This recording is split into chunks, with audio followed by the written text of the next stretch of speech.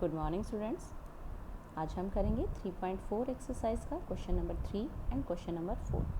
Question number 3 की statement है, explain how a square is number 1 a quadrilateral. एक square में हमें बताना है कि जो टाइप्स यहाँ गिवन हैं उनकी प्रॉपर्टीज़ किस तरह से हैं।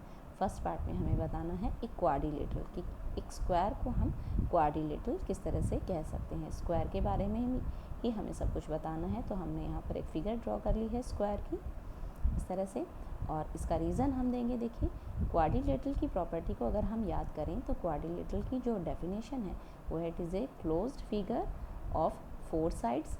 एक क्लोज्ड पॉलीगन हमारे पास होना चाहिए जो 4 साइड्स का हो। तो यहाँ पर 4 साइड्स हमारे पास हैं और ये क्लोज्ड फिगर भी है।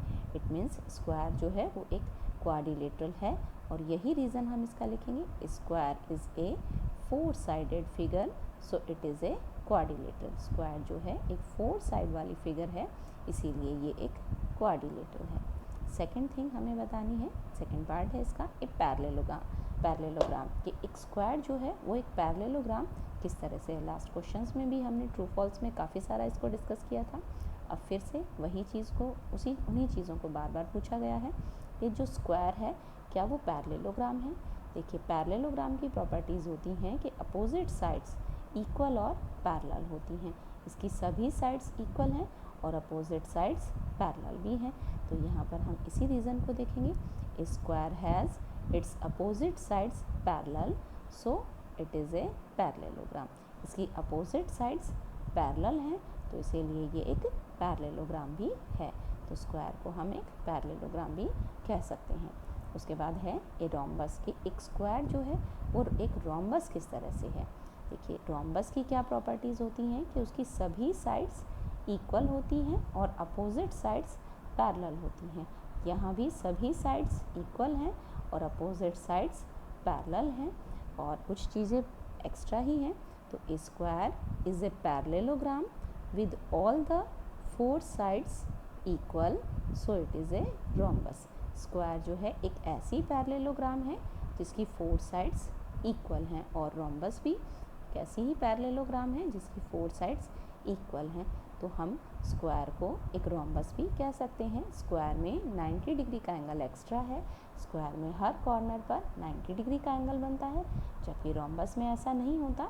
रोम्बस में अपोजिट एंगल्स इक्वल होते हैं। ये एंगल इसके इक्वल होता है, ये एंगल इसके इक्वल होता है, और रोम्बस ऐसी फिगर होती है जैसे स्क्वायर को थोड़ा धक्का दे दिया गया हो लेकिन 4 साइड्स इक्वल होती हैं। तो हमारा जो स्क्वायर है वो एक रोम्बस भी है।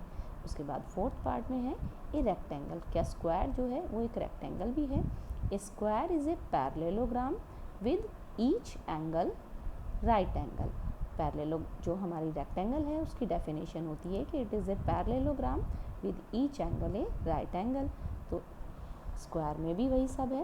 एक पैरेललोग्राम की सभी प्रॉपर्टीज़ हैं, अपोजिट साइड्स इक्वल और पैरेलल हैं, each angle is of 90 degree. तो एक स्क्वायर को हम एक रेक्टेंगल भी कह सकते हैं। तो उसमें रेक्टेंगल से एक प्रॉपर्टी एक्स्ट्रा है। तो यहाँ इसका आंसर हो जाएगा, a square is a parallelogram with each angle a right angle, so it is a rectangle. तो ये था हमारा थर्ड क्वेश्चन। अब देखते हैं हम फोर्थ क्वेश्चन। क्वेश्चन नंबर 4 है, name the quadrilaterals whose diagonals number 1 bisect each other. हमें ऐसी क्वाड्रिलेटरल्स के नेम बताने हैं जिनके डायगोनल्स एक दूसरे को बाइसेक्ट करते हैं। तो ऐसी क्वाड्रिलेटरल्स हैं पैरेललोग्राम, पैरेललोग्राम के डायगोनल्स बाइसेक्ट करते हैं, रोम्बस के डायगोनल भी बाइसेक्ट करते हैं, स्क्वायर के भी, एंड रेक्टेंगल। इन चारों क्वाड्रिलेटरल्स के जो डायगोनल हैं वो एक दूसरे को बाइसेक्ट करते हैं। मीन्स जिस पॉइंट पर वो एक दूसरे को इंटरसेक्ट करते हैं वहाँ से एक दूसरे को हाफ हाफ, आधा आधा कर देते हैं। पैरेललोग्राम के भी, रोम्बस के भी, स्क्वायर के भी और रेक्टेंगल के भी। सेकेंड पार्ट में हमसे पूछा गया है, are perpendicular of each other, are perpendicular bisectors of each other.